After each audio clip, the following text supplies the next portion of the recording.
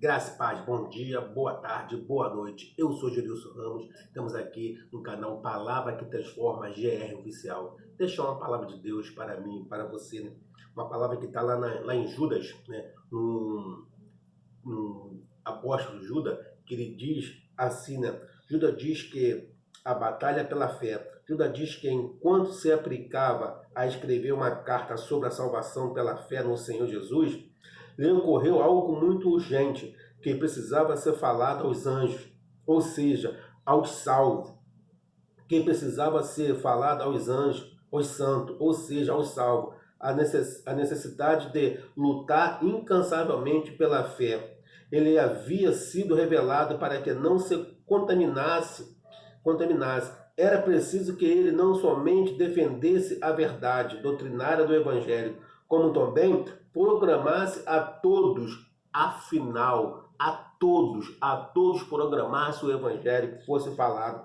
Havia naquela época, como há nos dias de hoje, atuais, uma imensa purificação da falsa doutrina que corrompia mente e corações e fazia com que muitos se desviassem da verdade. Esse é o maior perigo entre os cristãos.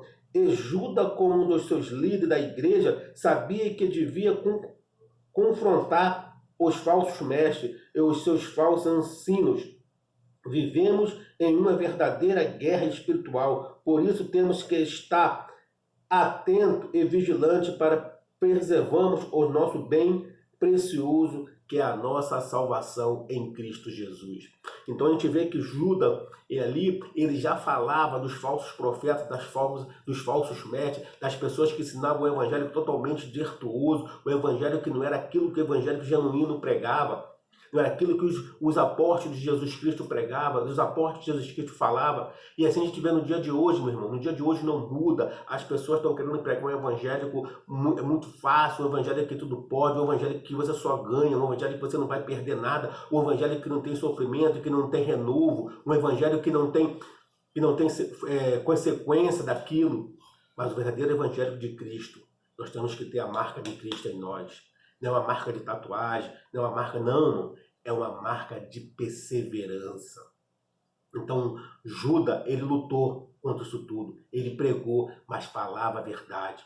Não deixava que ninguém se corrompisse pelas palavras daqueles homens daquela época, que estavam daqueles falsos profetas que profetizavam só coisas que as pessoas queriam ouvir. Então, cuidado com aquilo que você está ouvindo.